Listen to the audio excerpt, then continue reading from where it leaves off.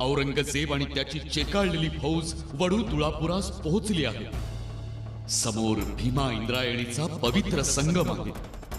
आज शंभूराजेंचे आणि कवी कलशांचे डोळे काढून आणि मुळासह जीभ छाटून 10 दिवस उलटून गेले, पण शंभूराजेंना याची जाणीव नाही. आता रात्र आहे का दिवस हेही त्यांना समजत नाही. औरंगजेब मात्र समोर नकाशा अंथरून मावळ वाटा रोखायला सांगत आहे. त्याचे सरदार धार धार नेगी उंचावत उभे आहेत. संताजी, धनाजी, विठोजी चव्हाण आणि असंख्य मावळे आपल्या राजाला सोडवण्याचा प्रयत्न करत आहेत, पण यश येत नाही. औरंगजेब अजूनही अस्वस्थ आहे. त्याची नजर आता रायगडावर रोखलेली आहे. गनिमापासून आणि आपल्यातील सरदारांपासूनही.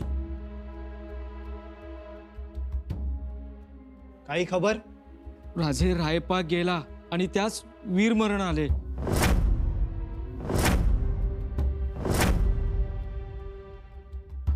काय? जी राजे, रायपा काही आपल्या मोजक्या मावळ्यांना घेऊन औरंगजेबाच्या छावणीत घुसला होता. सरदार मानेंच्या फौजेतील मावळे आहोत असे सांगून तो शंभूराजेंच्या कोठडीजवळ पोहोचला होता. शंभूराजेंना पळवून नेण्यासाठी त्यांनी पूर्ण नियोजन केलं होतं. मग शंभूराजेंना सोडवण्यासाठी राणीसाहेबांचे बंधू वाघोजी शिर्के, संभाजी शिर्के, देवजी शिर्के हे आपले आडनाव बदलून योजनाबद्ध रीतीने हालचाल करत होते. त्यांना रायपा भेटला. कोठडीवरच्या पहारेकऱ्यांना वाघोजी शिर्क्यांनी लाच देऊन त्यांना फितवलं, पण कट उघडकीस आला. रायपा आणि शिर्क्यांनी पराक्रमाची शर्त केली, पण शिर्क्यांना यश आलं नाही. मुघल हाशमांनी पथक घेरलं. त्यात अनेक शिर्के मारले गेले. रायपाही मारला गेला. मृत्यूवर झडप घेऊन अनेकांनी बलिदान दिलं. खूप वाईट झालं, परंतु हे बलिदान वाया जाणार नाही.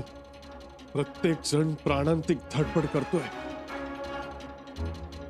जगदम, संताजी धनाजींची खबर? तेही घुसले होते ना? त्यांचे हल्ले निकराने सुरू आहेत, पण कोंडी फोडण्यास यश येत नाही. दादासाहेबांना लवकरात लवकर सोडवण्याचा मोठा प्रयत्न झाला पाहिजे.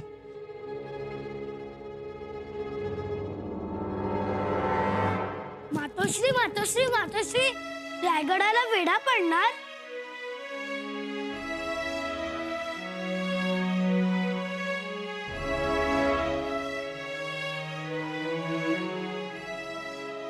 हो मातोश्री, वेढा पडणार.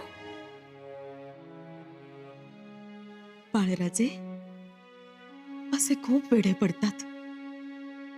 त्यांना घाबरायचं नसतं. हो, मग नाही घाबरणार. तुम्ही म्हणता तसा एक वेढा पडला होता पन्हाळगडास. विजापूरचा सरदार सिद्धी जोहर त्यानं घातला होता हा वेढा. त्यात कोण अडकलं होतं ठाऊक आहे? कोण? तुमचे आजोबा महाराज. हो, मग आता आपणही अडकणार. हो, आपण अडकलो तरी आपण घाबरायचं नाही. वेढा कसा फोडायचा, सलामतीनं कसं सुटून जायचं, हे तुमच्या आजोबा महाराजांनी आपल्याला शिकवलंय. हो, शत्रूला वाटतं आपण वेढा टाकला, आपण जिंकलो, पण असं नसतं. आणि आपला रायगड एवढा उंच आहे, एवढा उंच आहे, एवढ्या वर येणं शक्य नाही. आणि मजबूतही आहे. बरोबर. बरोबर. पण मातोश्री, आमचे आबासाहेबही वेढा फोडून येतील. येतील. कधी येतील? आम्हाला त्यांची आठवण येते. ते आम्हाला छोटासा घोडा घेऊन येणार होते ना. येतील ना?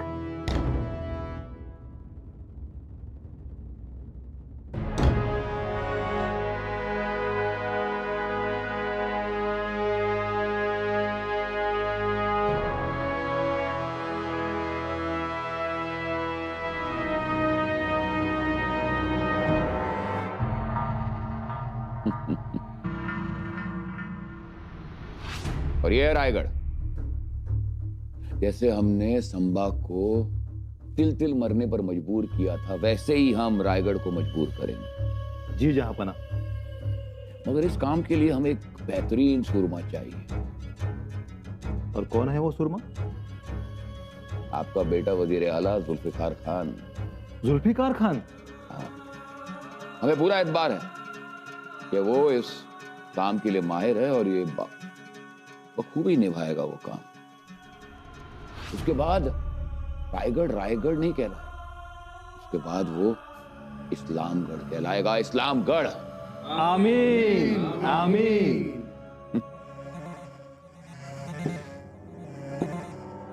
आणि जुल्फिकार खानाची मोठी फौज धुळीचे लोट उडवीत रायगडाच्या दिशेने निघाली।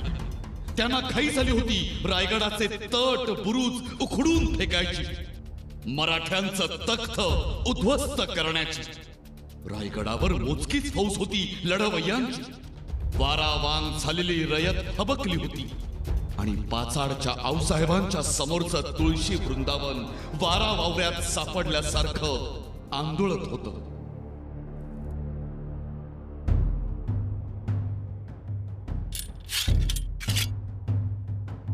युवराजनी, आम्ही सदरेवर आहोत। हो, काय झालं? आत्ता आलात आणि इतक्या तातडीने निघालातही? औरंगजेबाची फौज रायगडाच्या आसपास फिरते आहे, तिला रोखले पाहिजे। राजे, वहिनीसा, औरंगजेबाची फौज रोखण्यासाठी आम्ही मसलत करणार आहोत। दाईसा, तुम्ही आता छत्रपती आहात स्वराज्याचे।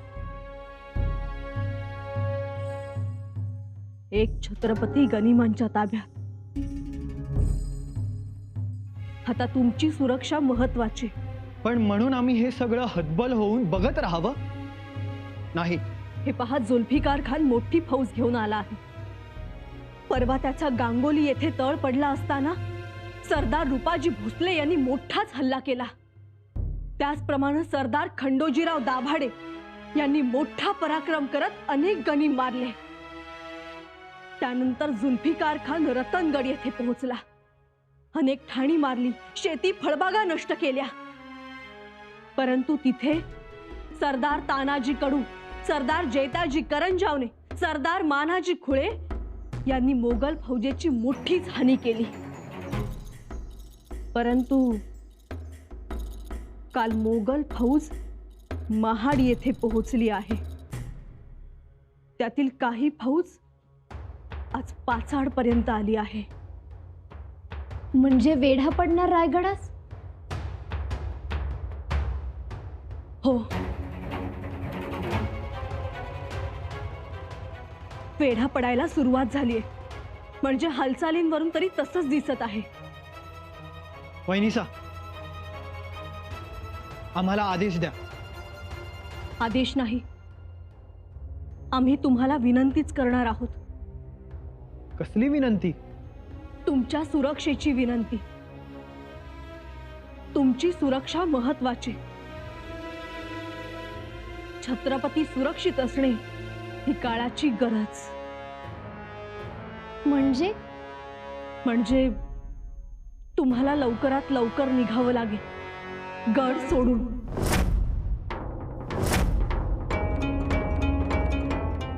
गड सोडून? कुठे? सर्व गोष्टी आम्ही तुम्हाला सांगूच। ताराऊ, तुम्ही तयारी करा गड सोडून जाण्याची। परंतु का जावं आम्ही गड सोडून? ताईसाहेब, हे काय बोलताय तुम्ही? नाही, आम्ही तुम्हाला सोडून कुठेही जाणार नाही। जावं लागेल, हवं तर हा आमचा आदेश समजा।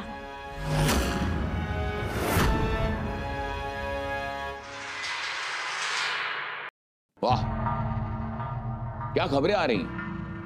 जुल्फिकार खान खुद महाड तक पहुंच गया और उसने फौज भेजी है बिरवाड़ी से, जो रायगढ़ के पास।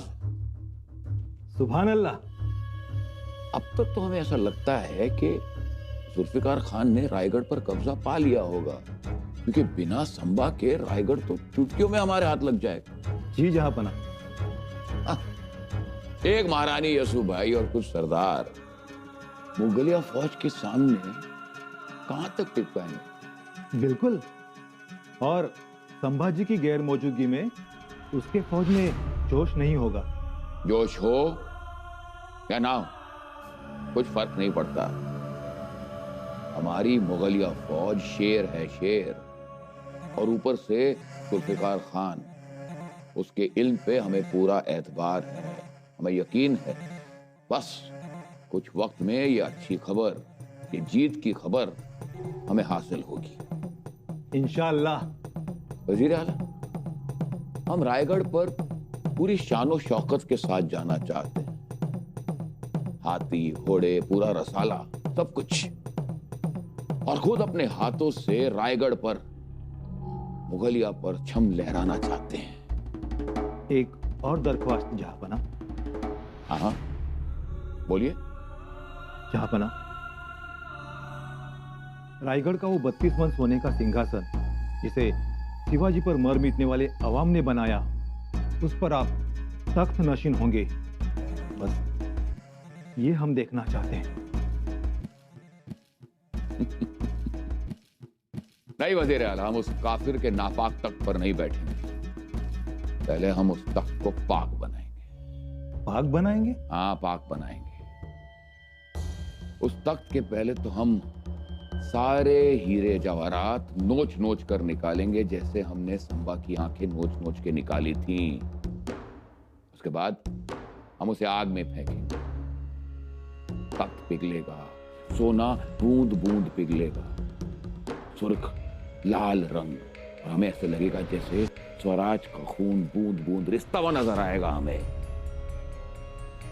यही होगी हमारी फतेह की खुशियां, और स्वराज के चलने का जश्न यही मनाएंगे हम।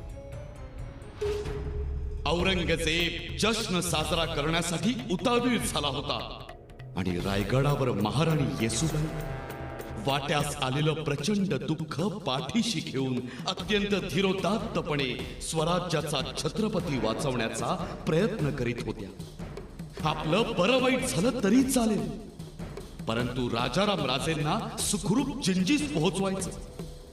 जिंजीस जाऊन त्यांनी पुन्हा स्वराज्याचा भगवा फडकवायचा हे धोरण त्यांनी आखलं होतं.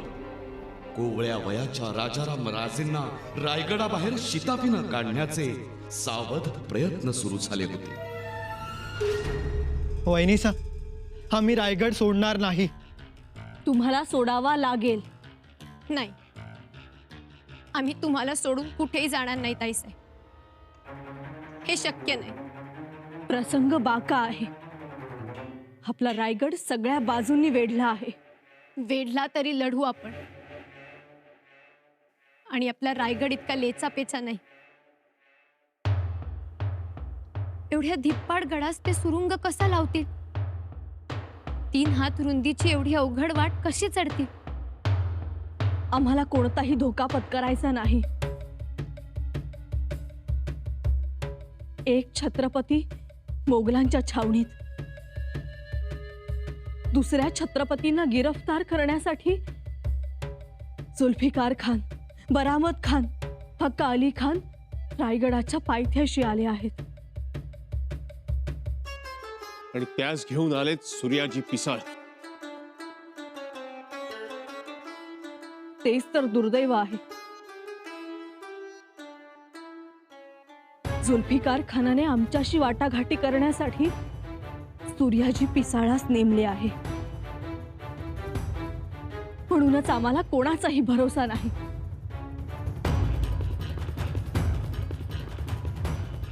वेडा घट्ट होण्या अगोदर गड सोडावा आपण.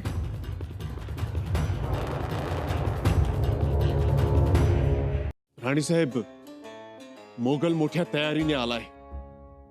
हो, औरंगजेबाने केवळ रायगडाच्या मोहिमेसाठी त्याच्या अखेरच्या 2 लाख अशरफिया खजिन्यातून दिल्या आहेत. म्हणून आता घाई करा.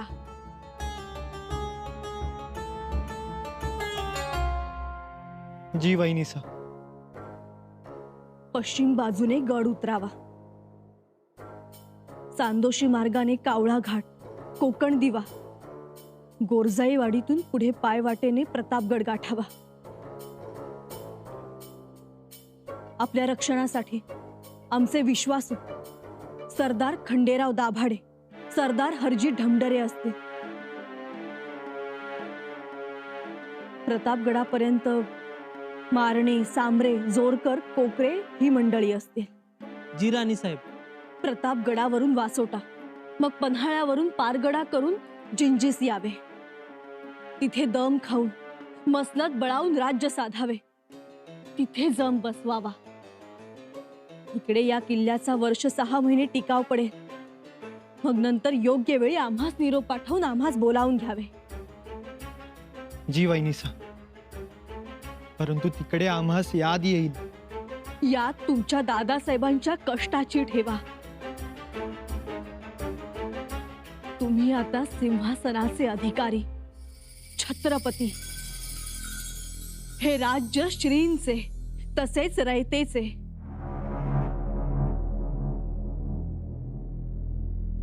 आबासाहेबांच्या आशीर्वादाने शत्रूचा पुन्हा पराभव होऊन स्वराज्य उभारते होईल असे वाटते आम्हाला.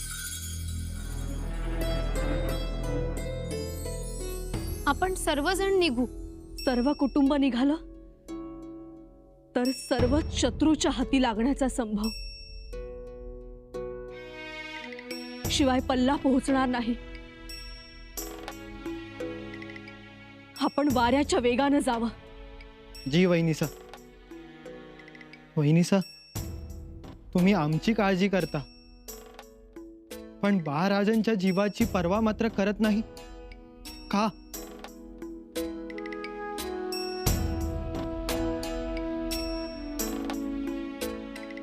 आम्ही तुमची नाही, स्वराज्याच्या छत्रपतींची चिंता करतोय.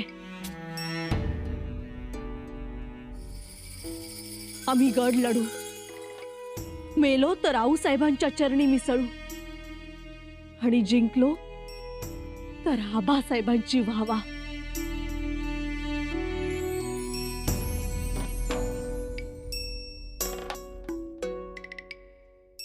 इकडे आमचं काहीही हो, परंतु तुम्ही मात्र स्वराज्य राखा. शिवरायांचा प्रताप, आऊसाहेबांची शिकवण आणि तुमच्या दादासाहेबांचा झंझावात आठवा. लढा, अफवांवर विश्वास ठेवू नका. निघा लवकर.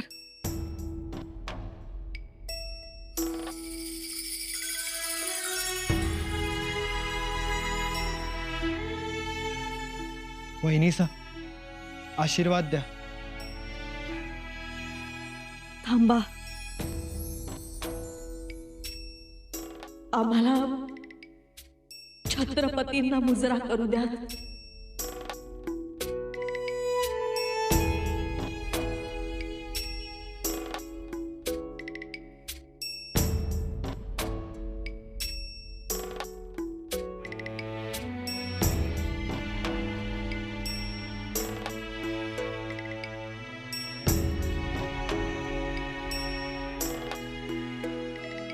चकदम.